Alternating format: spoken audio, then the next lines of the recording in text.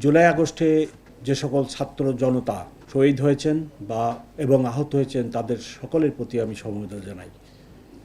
তাদের আত্মার মাগফিরাত কামনা করি। সাথে সাথে ঢাকাবাসী ওই আন্দোলনে অংশগ্রহণ করে এবং ঢাকা মেট্রোপলিটন পুলিশের নানা ধরনের কর্মকাণ্ডের সম্মুখীন হয়। ঢাকা মেট্রোপলিটন পুলিশ ওই আন্দোলনে পেশাদারিত্বের বাইরে গিয়ে যে কাজ করেন সেই কাজের জন্য আমি অত্যন্ত দুঃখিত এবং ঢাকাবাসীর কাছে তথা দেশবাসীর কাছে আমি ক্ষমা প্রার্থী। এই আন্দোলনের ফলশ্রুতিতে বর্তমানে ঢাকা মেট্রোপলিটন পুলিশ তথা বাংলাদেশ পুলিশ নতুনভাবে মানুষকে সেবা দেওয়ার জন্য কাজ শুরু করেছে। ইতিমধ্যে ঢাকা মেট্রোপলিটন পুলিশের ওই সময়ের যে সমস্ত পুলিশ কর্মকর্তাবৃন্দ অপেশাদারিত্বের সাথে কাজ করেছে তাদেরকে বিভিন্ন জায়গায় বদলি করা হয় এবং অনেকের বিরুদ্ধে দেশের প্রচলিত আইনে ব্যবস্থাও নেওয়া হয়েছে। আমরা নতুনভাবে যে কাজ শুরু করেছি সেই জন্য ঢাকাবাসীর সহযোগিতা একান্ত কাম্য। আমাদের এই ঢাকা শহরের নানাবিধ সমস্যা, সীমিত সংখ্যক রিসোর্স, পুলিশ কর্মকর্তা নিয়ে 2 কোটি লোকের নিরাপত্তা বিধান করতে হবে। যে পবিত্র দায়িত্ব আমার উপর এবং আমার সহকর্মীদের উপর অর্পিত সেটা হলো ঢাকাবাসীকে নিরাপদ রাখা।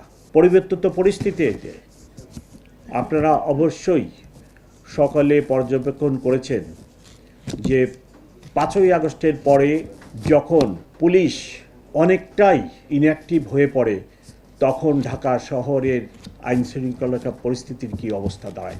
সমানে ডাকাতি, খুন খারাপি, লুটপাট শুরু হয়ে যায়। বসুন্ধরা টিস্যুতে ছাড়ের ছড়াছড়ি। বসুন্ধরা টিস্যু নিয়ে এলো নিশ্চিত ছাড়। আমি নিজে লক্ষ্য করেছি যে রাত্রে বিভিন্ন মহল্লায় আবাল বৃদ্ধ বনিতা ইভেন অনেক মহিলাকেও লাঠি নিয়ে পাহারা দিতে দেখছি। কারণ ঢাকা মেট্রোপলিটন পুলিশ সম্পূর্ণভাবে একটা কমার মধ্যে পড়ে যায়।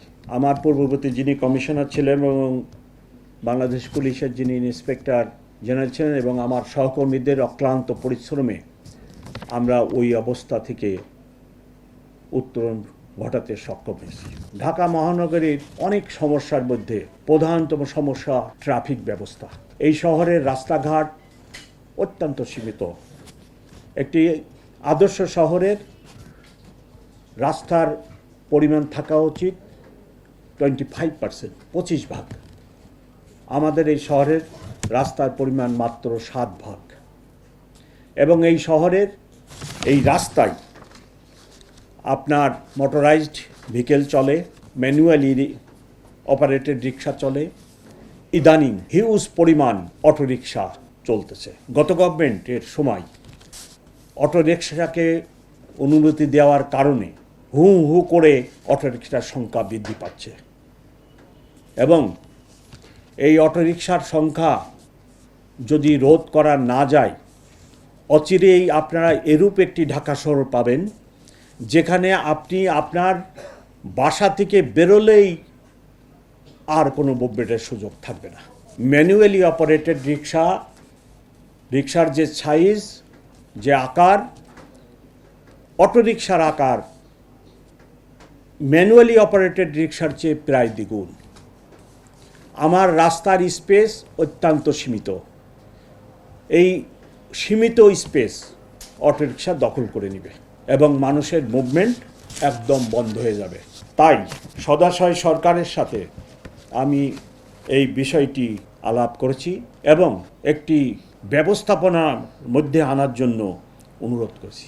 ঢাকা শহরের ট্রাফিক ব্যবস্থাপনা অত্যন্ত বিশৃঙ্খল অবস্থায়। যারা রাস্তা ব্যবহার করেন ওনারা ট্রাফিক আইন মানতে চান না।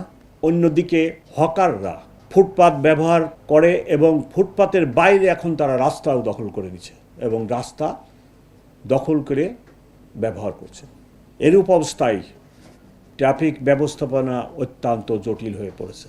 আমি গত 21 তারিখে যোগদানের পর থেকে ট্রাফিকের উপরে যথেষ্ট মনোনিবেশ করছি। আপনারা নিশ্চয়ই অবগত আছেন যে হারে আগে ট্রাফিক আইন লঙ্ঘনের জন্য মামলা করা হতো, এখন সেই মামলা দ্বিগুণ গতিতে করা হচ্ছে।